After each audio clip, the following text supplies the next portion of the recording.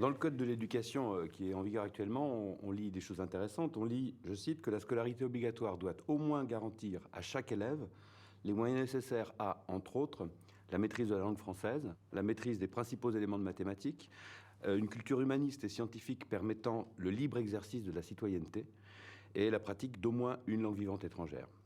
Alors on voit que les ambitions qui sont affichées officiellement sont chevillées à ce qu'on peut appeler un idéal républicain. Chacun a le droit d'accéder au savoir et la République doit garantir ce droit. Dans la salle de classe, la réalité est tout à fait différente. Disons que les ambitions qui sont affichées ici sont tout bonnement impossibles à atteindre. L'école a pour objectif de produire de l'échec scolaire. Pour être complet, il faut ajouter ainsi qu'un pourcentage modeste de réussite scolaire. Et ceci de telle manière que cet échec n'apparaisse pas comme le résultat de l'institution elle-même, mais comme la conséquence des défauts comportementaux, psychologiques et moraux de ceux qui la fréquentent, les élèves et les étudiants. C'est donc une magnifique machine d'invisibilisation. On comprend à partir de là le vice de forme de l'entreprise traditionnelle qui s'efforce de trouver les moyens de réformer l'école, de réduire l'échec scolaire, autant vouloir demander à l'école d'être le contraire de ce qu'elle est. Pour beaucoup d'enfants, le droit de s'instruire est purement formel. Bien sûr, on leur présente les savoirs fondamentaux à l'école, mais on ne met pas vraiment en œuvre les moyens qui leur permettraient de les acquérir. Et même, tout se passe comme si on essayait sciemment d'empêcher certains enfants d'acquérir ces connaissances. D'abord, la question des rythmes de l'enfant. Il n'en est pas tenu compte. L'âge normal, selon tous les spécialistes de l'enfance, pour apprendre à lire, c'est entre 3 et 8 ans. Or, on impose à tout le monde d'apprendre à lire à 6 ans. Deuxièmement, la question des effectifs. Lorsqu'on met 25 ou plus élèves par classe, on provoque mécaniquement que 3, 4, 5 d'entre eux resteront sur le carreau. Ils seront dans une zone grise que l'enseignant, quelle que soit sa motivation et son talent, ne peut pas considérer.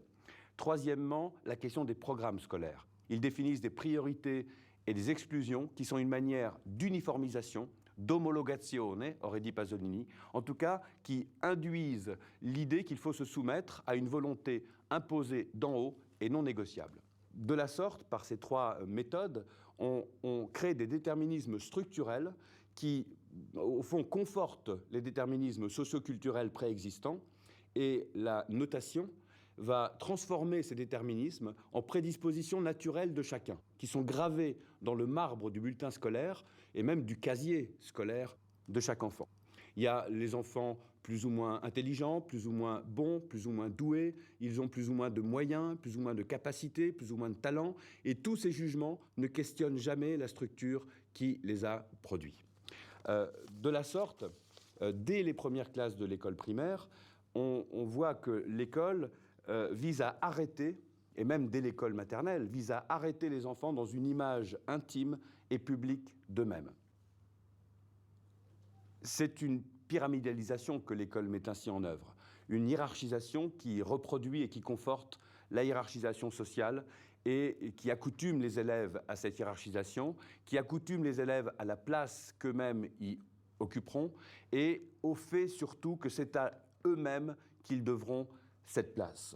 D'emblée, l'école prend en charge d'assigner à chacun une place et une classe, y compris au sens de classe sociale, fixe, et le quadrillage d'ailleurs orthonormé de la salle de classe et la contrainte exercée sur le corps pendant les phases d'apprentissage intellectuel sont à la fois des symptômes et des moyens de cette opération. Et pourtant, en vertu de l'ambivalence indiquée précédemment, il existe tout aussi indubitablement des moyens de dérégler ce fonctionnement qui comporte en lui-même les germes de sa contradiction, notamment à travers l'existence d'une instruction à dimension critique. On aboutit à ce paradoxe que l'école, intransformable pour les raisons susdites, est en même temps assez facile à déformer. On peut indiquer brièvement quelques facteurs de déformation possibles. Il repose en grande partie sur des changements de mentalité plus que sur des accroissements de moyens, et on ira donc ici à contre-courant du discours syndical traditionnel. Le point central auquel il faut toucher, mais c'est plus difficile à faire admettre, consiste dans la question de l'évaluation. Il ne s'agit pas de ne plus évaluer, mais d'évaluer les choses et non les personnes. Déconnecter la transmission des connaissances de la formation des identités, acte simple qui peut se produire à tout instant, tous les jours, dans toutes les classes. Se donner pour objectif de produire des connaissances et non pas des types de personnes. C'est donner par exemple à tout élève l'occasion de refaire autant qu'il lui est nécessaire le parcours d'assimilation jusqu'à ce que celui-ci se concrétise dans une réalité conforme à l'objectif préalablement défini. Tant que cet objectif n'est pas atteint, aucune évaluation n'a lieu d'être, à moins de se vouloir explicitement la stigmatisation d'une lenteur, d'un retard, d'une inaptitude, bref, d'une classification et d'une exclusion. Et nous sortons alors d'une logique d'enseignement pour entrer clairement dans une logique politique. Cette attitude, qui ne coûte en un sens rien ou si peu, entraîne évidemment de proche en proche d'innombrables conséquences de tous ordres. Remise en cause de la loi canonique et pourtant aberrante d'un cursus organisé en fonction des classes d'âge. Changement de paradigme pour penser le travail scolaire non plus comme un travail sur soi, mais comme un travail sur une matière, et donc ouverture sur les modèles réglants de travail social normal. Réflexion sérieuse sur les inconvénients de l'obligation scolaire dans sa rigidité actuelle, et inversement, sur la salutaire organisation d'une formation permanente, universelle, tout au long de la vie. L'apprentissage d'un vrai langage écrit, la lecture de vrais livres, permet d'écarter ces objets tératologiques que sont les manuels scolaires. Un exemple, dans le domaine des sciences notamment, l'intérêt tourné vers les sciences en train de se faire, et non vers cet état mort du savoir scientifique que Bachelard déjà dénonçait, permettrait une véritable libération de ces disciplines comme les mathématiques et la physique, qui sont aujourd'hui honteusement asservies en instruments de sélection des personnes pour donner une impulsion nouvelle à ces outils de compréhension du monde naturel et technique contemporain. Certes, une telle révolution culturelle aurait pour effet, et ce n'est pas le moindre, de remettre entièrement entre les mains des politiques la tâche ingrate, alors abandonnée par l'école, celle de la stigmatisation, source de servitude volontaire. L'identité que continuerait à conférer l'école à ses membres serait celle de citoyens égaux en droit, malgré leurs différences de rythme et de style d'appropriation des savoirs. Il resterait alors à inventer d'authentiques procédures d'intégration sociale qui ne seraient plus masquées par des manipulations pédagogiques, mais qui apparaîtraient ouvertement pour ce qu'elles sont, des choix politiques. En italien ancien, talento, chez Dante par exemple, signifie désir. Eh bien, nous avons tous les désirs, nous avons tous les talents, et l'école de la République doit garantir à chacun la possibilité d'exprimer et d'épanouir les talents qu'il désire épanouir.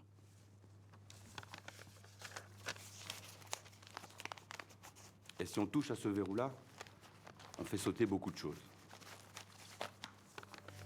Bien d'accord.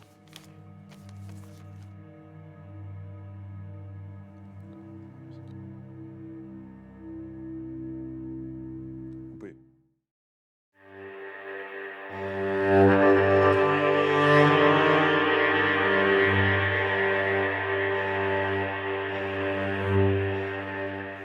Mon territoire de travail depuis 40 ans, c'est l'université française. Et mon territoire de recherche, c'est la Grande-Bretagne.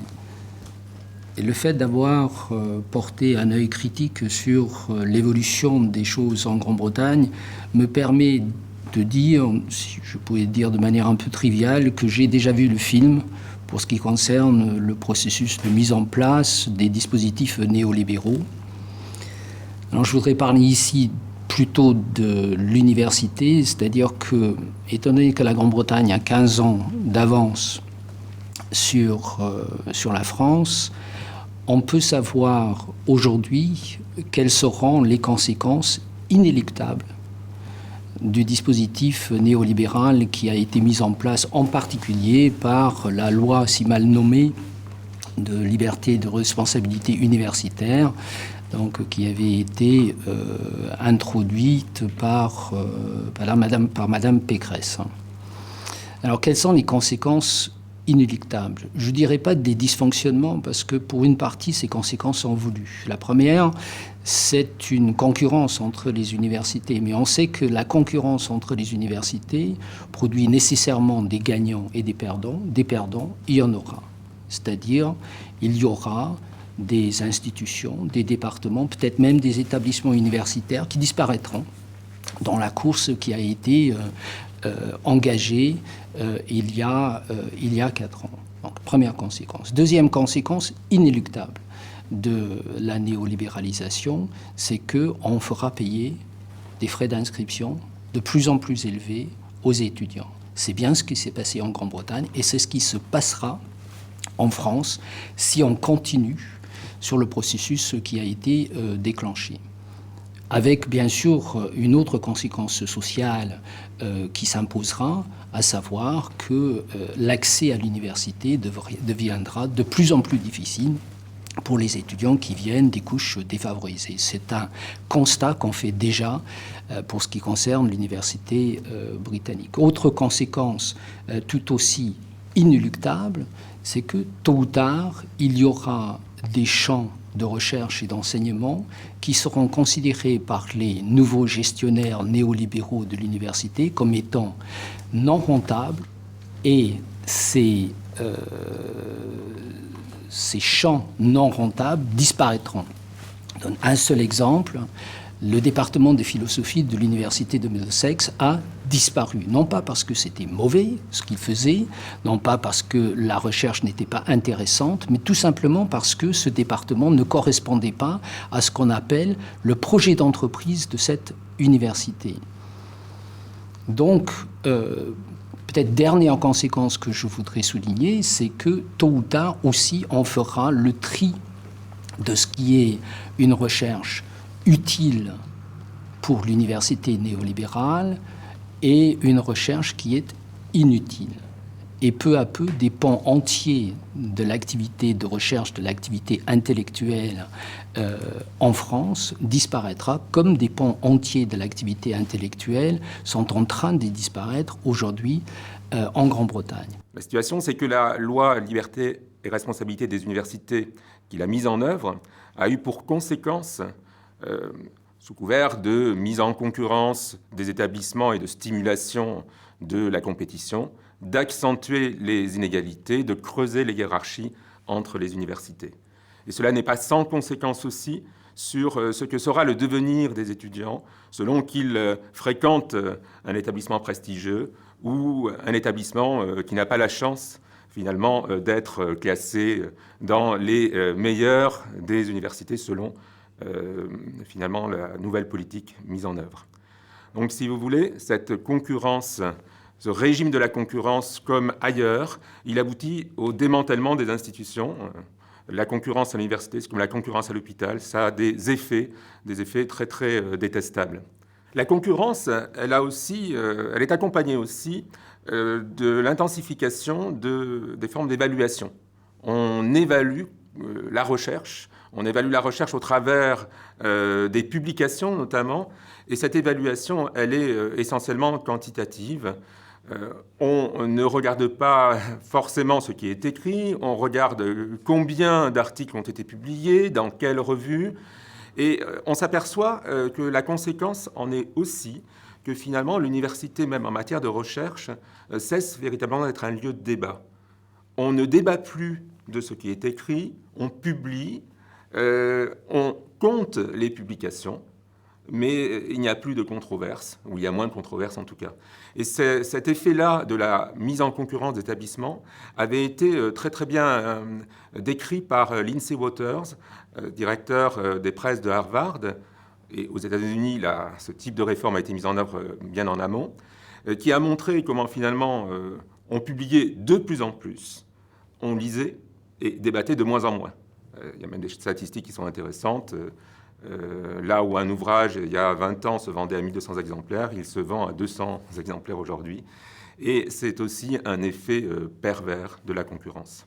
Voilà donc pour des conséquences qu'on pourrait dire négatives du processus de néolibéralisation, qu'est-ce qu'il faut faire?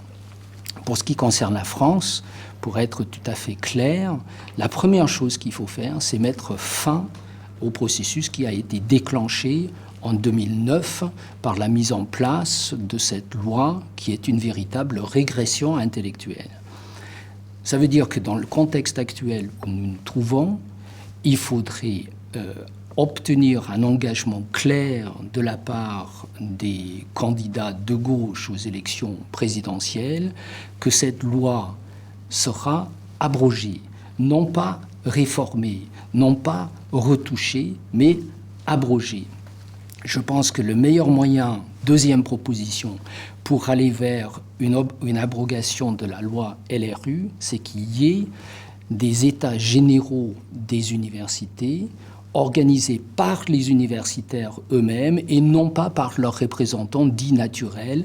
Pas de conférence de présidents d'université, pas de commission permanente du CNU, mais les universitaires eux-mêmes qui déterminent eux-mêmes ce qu'ils veulent faire d'une université libérée de la contrainte néolibérale.